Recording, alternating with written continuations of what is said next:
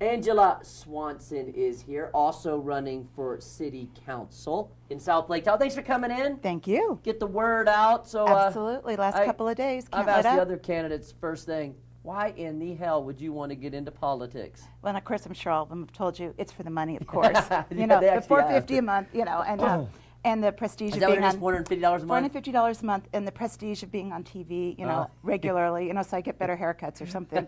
But really, what it comes down for me is I love government. I love the process of government. I believe, well run, we can do really good things in government. It started when I was a student at UC Berkeley, getting involved and working with the city there on projects, followed into the state legislature, federal casework, and then here I've been on the school board, and I really believe, especially here at the local level, is where you can really change a community for the better. What's the platform, Angela, that you're running on to say, hey, here's what I believe in, here's kind of my platform, and what's the first thing you think that you would address and go after if elected as one of the council members? Well, the first thing is not reflecting too much on the past, but there's really been a concern about the quality of the relationship with the city council, the city manager, the ability of staff to move projects forward effectively. And I think we start there. I mean, that's the immediate fix that you can do. And you have 3 new members of a council and you have a brand new city manager. There's a lot of relationship building to do. That's one of the pieces I've learned in government is if you don't know the people, if you don't build that trust, that commonality of vision, you don't get much done. So that's one of the first things that has to be done. And that'll mean changing how meetings are conducted. But then we have to get down to the big piece. And no one can go into this city council without wanting to do dealing with jobs. Yeah. Our unemployment's way too high. Our storefronts are empty. 60% of our storefronts are empty. And it's a long, slow haul. No one thinks it'll be fixed soon. But we have to bring the tourists back. That's and how do we do that? How do we get those tourists back in here? There's a lot of it has to deal with what the private sector is going to do. The quality of the promotions with Heavenly. And those are other big employers. But where the city can really make a difference is in the special events area. We have seen that has been so successful. I'd like to see more of it brought over just across the state line to the South Shore side. And in Parks and Recs is where I would like to see a point person identified to deal with the organized family recreation piece, like the Come Up for Air tournament. It's been going for years. Coming out of the school district, we have been doing so much work to improve our fields with the new track, with the football field that's going to be redone. And those are the fields that we use. We need to be using those assets, working in partnership, city and school district, and creating more of those events to draw people up here.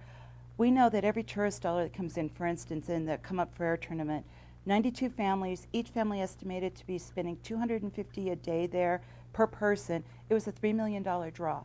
Now, it's not sexy, but it's a valuable piece, and it's a piece where the city can really bring itself forward. Parks and Recs is one of 2 areas that can create revenue, and that's a place where we can start helping to bring up tourists, and tourists that'll be repeat visitors. Mm-hmm. So 10 candidates running for city council, 3 seats available. Right. I would imagine you'll vote for yourself. I would hope so. And who are the other 2 candidates you would vote for? Because that would mean that would be people you'd be working with, correct? It would be, and I think it's really unfair to say that's really up to the voters to choose. Uh-huh. What I would look for in the 10 candidates, and having spent a lot of time together, we did 8 debates going through in forums. We got to know each other really well. I would say one thing that's really marked this campaign is the civility, and there's just general kindness and goodness and good intent in everyone who's running, whether I agree with them politically or not. Yeah. They're all good people. But are there 2 other candidates that you would agree with more to say, hey, if I get elected, I'd like to work with you 2, because that'd be 3 of us to take over 3 new seats and be able to make change, make this direction that you see the city going in? I won't name names because that's just really not fair to the other candidates, and we all know better than that. But I will tell you what I would look for. I would look for an ability to think outside the box, a freshness of ideas, a person who can be committed to spending time in the community and really touching base, because that is one of the failings we've had in this city, is this lack of awareness of what the community feels. And which candidates do you think have that? I know, you're a stinker. You're a terrible stinker. So any other one point you want to get out there before we wrap this up? One thing I want to talk about, I think, and just going back to this piece on candidates, having been in politics for a long time and just around organizing and community pieces, one of the things I've really seen walking door to door and talking to voters is they really care about baseline issues, and that's what, to me, is what the council needs to look at. When I walk in the Bijou area, there are a lot of older voters. They're worried about snow removal. They're worried about response time by the police. They're worried that the fire department, who they use a lot of those emergency services, are maintained. I walk in other neighborhoods and I have small businessmen talking about concerns with ADA, with improving the infrastructure and the quality of the facilities they're in so that they put the best foot forward and draw in visitors.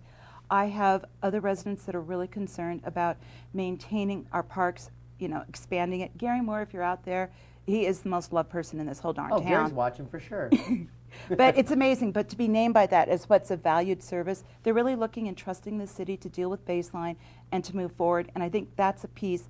I've had a lot of experience with having been on the school board, having been an involved parent and community member, is having that grassroots feel. We really need to get back to some basics. How about Prop 29? Big one for California, and been in the news a lot with South Lake Tahoe, with the city, with Prop and 19, the marijuana collectives in town. It's a controversial one because. Of course, that's why I'm asking. No, and at this point, because it's so darn flawed, I just can't support it. There's a piece where there is that vocal group that says it would be much better, you commercialize it. We have huge problems in this community. Not only are the collectives just so large that it makes a big chunk of our community uncomfortable, but it's estimated we have 300 to 500 homes where marijuana is being grown. And there are a lot of concerns about maintaining and care of property, being located in appropriate neighborhoods for safety that goes on just with the traffic that can go on with those homes. Yeah. So those are issues, but we have had too many flawed propositions go through, which reflects that state experience I have where I'm in the state capitol 3 or 4 times a month working, and they handicap you forever and ever. Yeah. They never get fixed. You always think you're going to do cure and correct. It doesn't happen. So you like the concept, but feel like the proposition it's itself just not is flawed. there. Yeah, It's and not then there it puts yet. us too crosswise with the feds, and the feds are going to come down on it. So it's the piece that's coming. All right. Well, hey, where can people get more information about Angela Swanson? Thank you to for see asking. Where you are? Yeah. VoteAngelaSwanson.com. I'm on Facebook at Vote Angela Swanson, so you can find me there. And I'll be at the Treat Street with most of the other candidates today working, so all the parents that are out with their kids should come on by and visit. All right. Keep up the good work. Thank good luck you. on Tuesday. Whatever Appreciate you do, it. get out this Tuesday and vote. We are lucky to be Americans. We'll be right back.